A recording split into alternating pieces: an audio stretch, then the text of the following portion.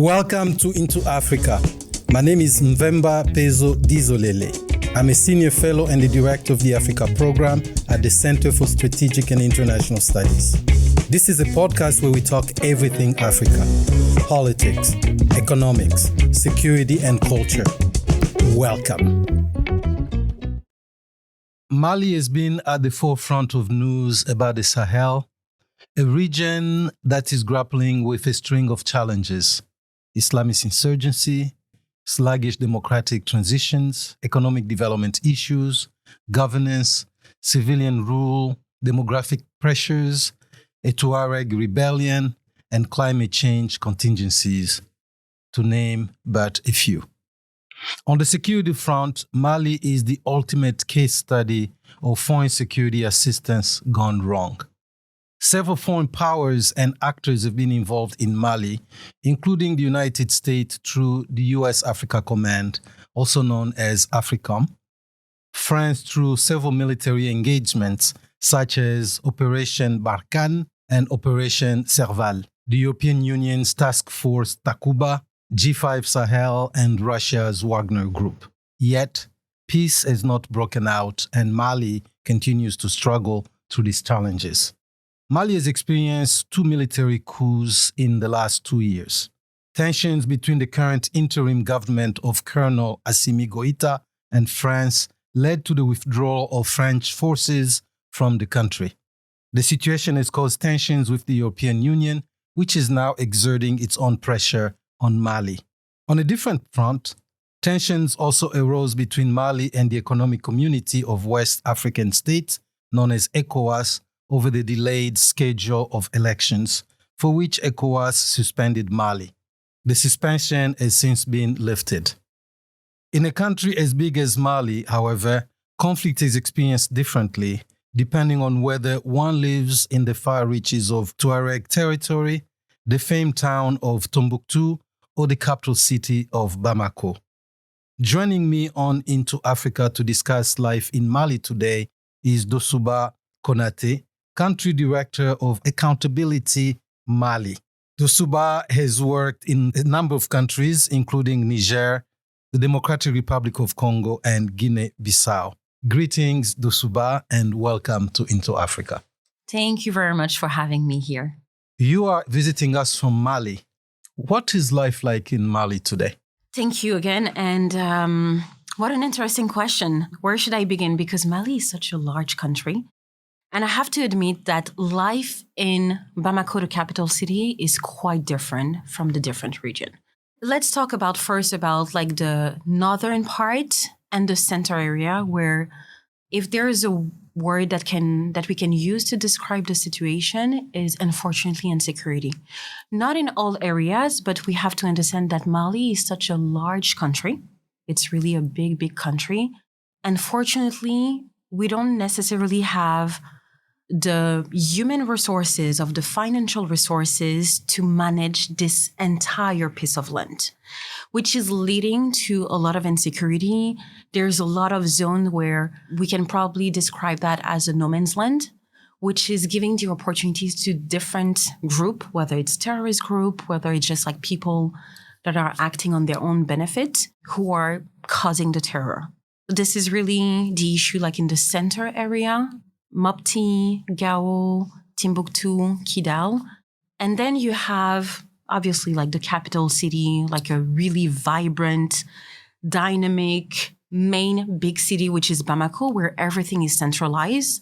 This is usually where everybody will gather. Even if you want to do like a context to be part of like the public services, you will go to Bamako to do that test. So this is really like the centralized, the main city. And then you have other areas such as Sikasso, Ségou, and then Kai, where it's a little bit less. We don't talk too much about insecurity in those areas. So this is kind of the safe zone, even though we know that there's still a few attempts to destabilize those areas, but they are pretty safe. So you mentioned that Mali is a big country. Just how big is it?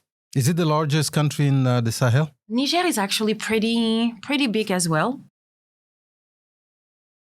I want to say that Mali's is largest. I mean, Mali is definitely like 3 or 4 times the size of France. So That's a big territory because is. France is considered one of the largest, if not the largest country in Western Europe.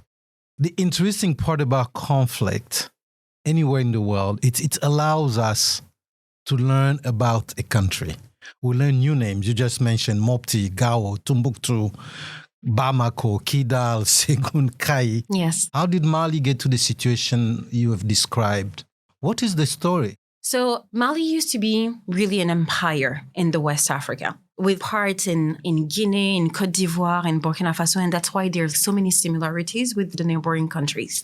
But if we want to talk about Malian Ethnic similarities, yes, language, and so on. And the exactly, same people. and culture, same ethnical groups within those different countries. And yeah, same language as well. So one of the things that we have to take in consideration is the Tuareg rebellion. And the Tuareg are rebelling, why? They're rebelling because they think that they do not have access to the resources in those parts. And I think that it kind of reflects also in those different regions where you will see that there is less access to social services. So people were complaining because they were not having access to school. So those are what led to those Tuareg rebellion. One of the things also that is really important is really the failure of social contract. But now that failure of social contract, it's not just in the northern part or the center part, it's actually inside the country. You will have like the capital city of those different regions that I mentioned, such as Timbuktu, Gao, and Kai, where you do have access to certain services. But then there's a lot of remote area, a lot of rural area where people do not have access. And that's where we have an issue because when you go into those areas, you will see a lot of plaques with the name of NGOs, for example, with a lot of services that are being offered by those NGOs. This is another issue in the sense that the agenda of those NGOs always change, right? So now you will have like a focus on health, but 2 days after you will have focus on agriculture and so on and so on. The fact that the government is not there, is not playing its role, there is a lot of people that are excluded. They don't have access to proper health infrastructure, to education. And this has created like a lot of tension, a lot of exclusion. People are not included in the decision-making process. They cannot voice their concern. This is what is leading us to the situation that we have right now. In that sense, Mali is not different from any other conflict out there in the world, not just in the Sahel, in other parts of Africa and elsewhere. And that the drivers of conflict, you actually have mentioned them, is the failure of social contract, people feeling either excluded or people feeling dominated by certain other groups, and people saying, we don't want to be part of this. And unfortunately, I think across the continent in Africa, conflict that we see are driven by the failure of the social contract. In the case of Mali, this failure of the social contract, this conflict has brought in a lot of actors. You mentioned some of them. You mentioned NGOs. Who else is in Mali? And who else is affecting this space? God knows that we have a lot of actors there. So we have, obviously, like international organization. We had France. What happened with France? By that, we can say, as a former colonial power, was there always a partnership between France and Mali? Yes. So as you know, France intervened in 2013 because the terrorist group were about to come to Bamako. So France intervened to actually push back those terrorist groups. And I think that from 2013 until now, the insecurity was actually mostly in the northern part. Now, the insecurity is actually in the center part. And I'm talking again about Gao, Mopti, which were really peaceful. So there has been kind of a switch where the insecurity came to the center area. And now people were actually starting to question what was the role of the French. And they basically noticed that everything that happened really led to more insecurity towards those population. But there were also some attacks on the civil. We can talk about, for example, in Bundi. So there had been a lot of back and forth and a lot of report coming from international organization who actually blamed France regarding those attacks. We have seen things that Mali has never had before. Entire villages completely erased from the map. We can talk about the attack of Ogosagu, where more than 150 people have been killed. Who killed these people? That's where people talk about like an instrumentalization between two different ethnical groups. And we're talking about Fulani and the Dogon. And those two people used to live in harmony. So now the fact that we have a lot of different actors on the ground, people tend to think that there has been that instrumentalization so that people are actually now fighting each other. You have the French. They come in 2013. They run the operations. And you say that according to the civilian population, those operations were a failure, because there were a lot of situations of insecurity that continue to increase. What is causing those tensions between the various ethnic groups? I think that whenever you have new actors, you have to make sure that you're treating everybody the same.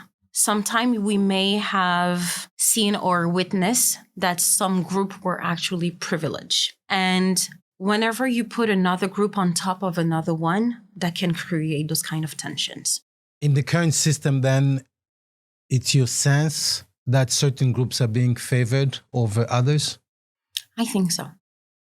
Beside the issue of security that you described, we know that things are not good with France, between France and Mali now. In fact, the government of Mali asked the French to leave. What was at the center of that? And beside the French, who else is in the country in terms of foreign partners?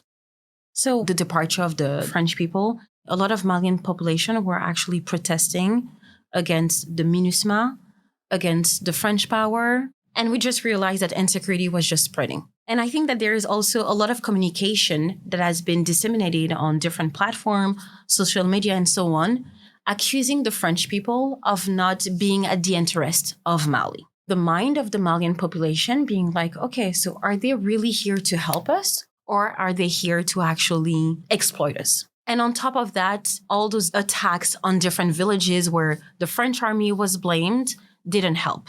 That's for sure. The military coup, obviously, that's when we had that diplomatic crisis that started between Mali and France. The Malian population was actually in the street protesting. And when I'm saying the Malian population, I'm not just talking about people from Bamako. People were actually taking buses from the different region to actually come every Friday to actually manifest at the place of independence. We have pictures. That was just like the greatest mobilization of the population asking for the president who was there at that time, Ibeka, to leave the power. Ibrahim Boubacar Keïta, who passed away not too long ago.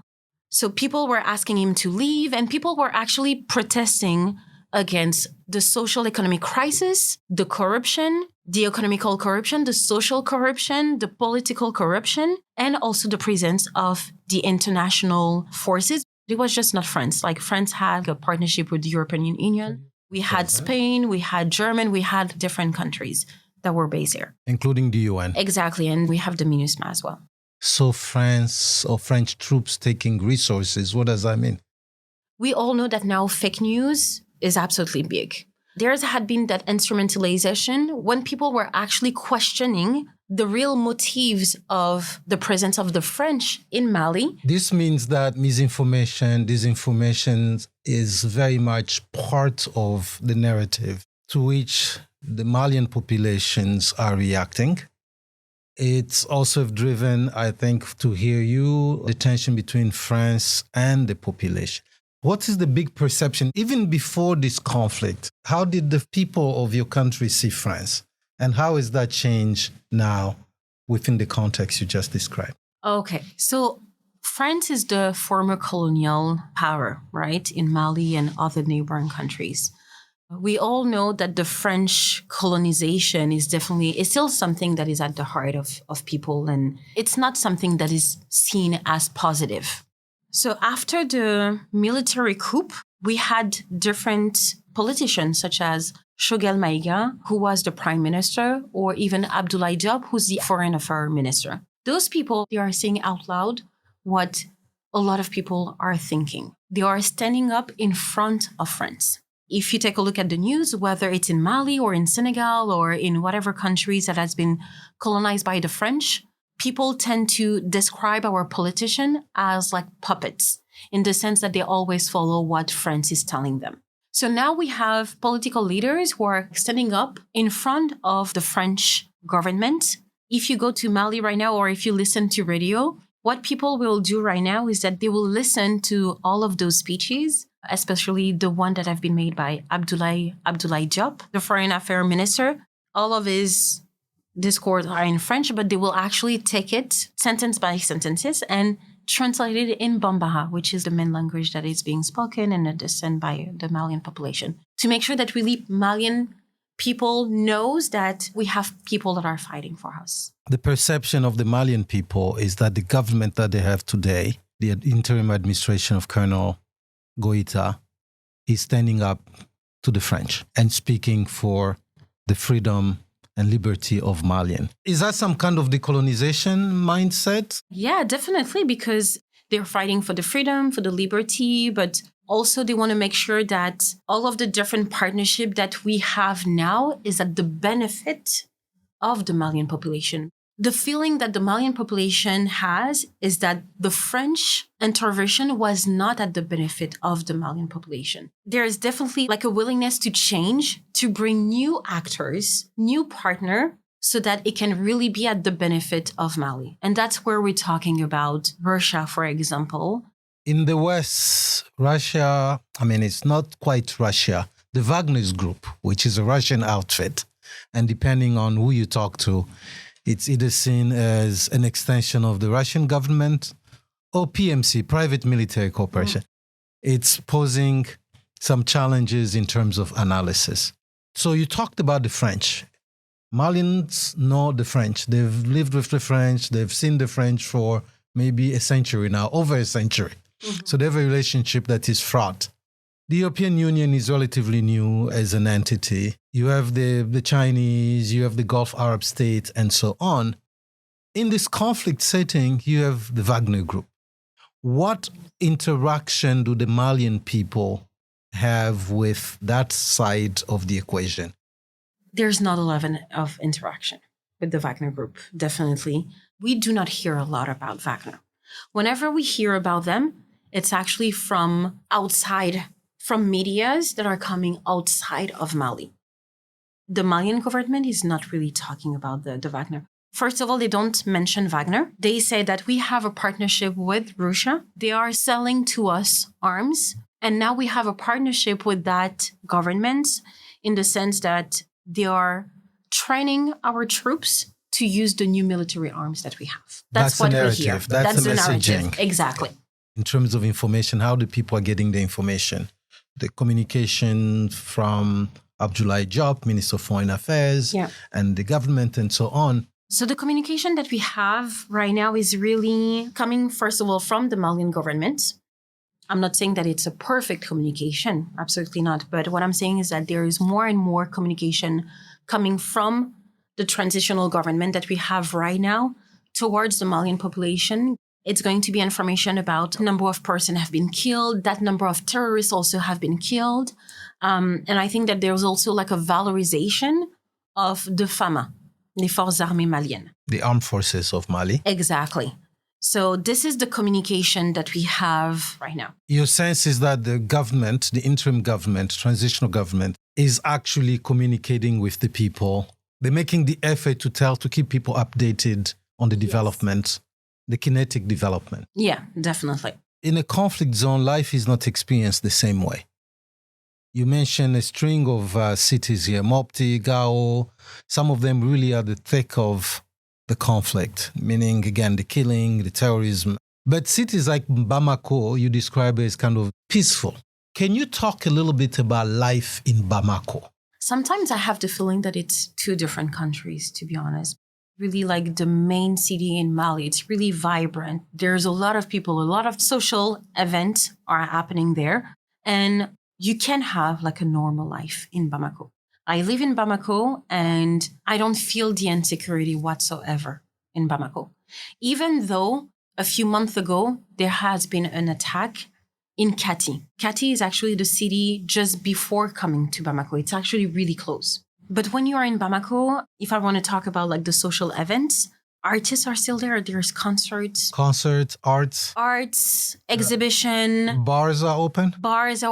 Full. You can go clubbing. Every weekend, you can go to restaurant. There's a lot of restaurants. You can go to hotels to have fun and so on. It doesn't mean that, like, you still have to be careful, right? Obviously, but I mean, like, people are still living their life. So how do the other citizens of the country feel that the capital city seems to go on with its life where the rest of the country is under pressure? This is one of the critics that we are receiving because, people from other region, they will see now with social media, everything is online on WhatsApp, TikTok. I mean, you have access to everything. So even people in the region, they see what is happening in Bamako and they see that life is still happening. So yes, there's that critics, but at the same time, there's still people coming. And that's probably why we have a lot of people that are actually coming to Bamako City. What is the population? What's the normal size of the population of Bamako? I would say 4 million. Before the conflict or with the conflict? I want to say with the conflict now. Conflict. Yeah. And before that, before the migration? We're talking maybe about 3 or even a little bit less. So that's quite an increase. Yes. How's that affecting then the delivery of social services and security? You said you don't feel a lot of insecurity, but there got to be some pressure somewhere. Oh, yes. If you have those kind of numbers coming to the city. Definitely. You do have a pressure. I mean, driving in Bamako City is quite a challenge. Now, so you have the district of Bamako, but now you will see that there are so many different outside of Bamako. We will call that the suburbs of, for example, Washington, D.C., but Bamako is becoming like a larger city. So in terms of like social pressure, yes, you will hear a lot of complaint, like too many people, too many garbage, too many this, too many that, because there is... What about employment and homelessness? When the crisis happened, there were a lot of beggars coming from the northern part. So you will see like Tamashek people who are begging in the street. Now you will see a lot of children. You will see a lot of like mother with children on the street begging. That's definitely something that you see more and more. Social media, I want to go back to this communication. The average Malian, how do they get their information? Social media is key. I'm going to start with radio first. It's free, it's really accessible, so a lot of people are listening to the radio, and you can have access in local languages, in all of the different local languages in Mali. So radio is key. This is Radio France Internationale, the French... Exactly, the French radio and the French TV, exactly, the French TV station as well. You used to have them, you said, so what happened to them? The power in place decided to actually revoke their license. So they are not being broadcasted anymore in Mali. It's been a few months now. So radio, social media is really key. Everything started with Facebook. You have a lot of journalists who are actually relaying a lot of information on social media. A lot of pictures of everything that is happening. The protest that we had when Ibeka was still in power, that was actually really well communicated on Facebook. Now you have WhatsApp, who kind of revolutioned the information and the spreading of fake news as well, because you can do vocal notes and you can share videos. WhatsApp group just to get specific information about like a specific geographic zone, for example. Now you have also TikTok, which is really attractive because it's like short videos. Local languages is key. People are getting all those information through social media. Yeah. You will see a lot of people who have smartphones. They don't know how to read or so on, but because of WhatsApp, like the vocal notes, you will just talk. So that's why that I'm saying that WhatsApp really revolutionized the way people are now communicating. People are actually spreading the information. Are those messages primarily political messages, or you said there's a spectrum? There is a spectrum. There is absolutely all type of information on that. But definitely it's being now used to actually spread political information, to raise awareness about like specific issues, but also to spread disinformation. There's danger in that space as well, in miscommunication or I think misinforming. so. You will see a lot of fake information. I do remember that when the situation between France and Mali started to escalate, there was a document coming supposedly from the Malian government saying that, okay, so now the Malian government is actually asking the French to leave the country and that Bambara is now the national language, which was fake. Right now, we are in the situation where there's like a national debate on what is the national language that we should use. ECOWAS suspended Mali. How did the Malian people take that stance of ECOWAS? A lot of people were actually criticizing. They kind of felt that we did not adjust treatment from ECOWAS, in the sense that Mali is not the only one who had a coup, right? We have Burkina Faso, we had Guinea. A lot of people are actually saying that we should withdraw ourselves from that institution. The same way that Mali decided to withdraw itself from the G5 Sahel, for example. Because again, they think that those organizations are not playing a role that is beneficial to us, the population, who are already struggling with the insecurity, with the social economic crisis. The sense is that the treatment was unfair. Definitely. Yeah. You are a practitioner of development and governance. What is the gap in Mali? And if you're the magic wand, what will you do to bridge that gap? There's definitely, a gap for so many different reasons. Working in an NGO civil society organization in Mali, this is the type of things that we do, trying to measure the perception of the population in specific area on a specific topic. Right now, this is what we're doing, especially in the center and the northern part, because we know that because of that insecurity, those regions tend to be a little bit left on the side. We need to be more inclusive and make sure that their concerns are being voiced and then addressed. I think that whenever we're watching the news, it's all negative. There is a lot of challenges. Mali is definitely going through a rough path with all of that insecurity. But I think that there is also a lot of hope. I think that we need to see the youth, more particularly, as an opportunity and give them more space, more opportunities. We should not see them as a burden, because right now there's a lot of different movements. In Mali, we can talk about Malikura, Yerewolo, so many different movements where people want to embrace and they want to make sure that really now the policy or the measures that we are applying in our countries are really to the benefit of the Malian population. Corruption, this is something that I maybe did not mention, but this is also key to the different problem that we had. This actually led to all type of insecurity of the failure of social contract. So if I had a magical wand, that would be to really eradicate corruption, social corruption, economical corruption, so that really all of those resources could really benefit the entire population, because God knows that we have a lot of them. Doussouba Konaté, thank you for joining us today on My Into pleasure. Africa. It's been fantastic to have you. Thank you for listening. We want to have more conversations about Africa. Tell your friends, subscribe to our podcast at Apple Podcasts. You can also read our analysis and reports at csis.org/Africa. So long.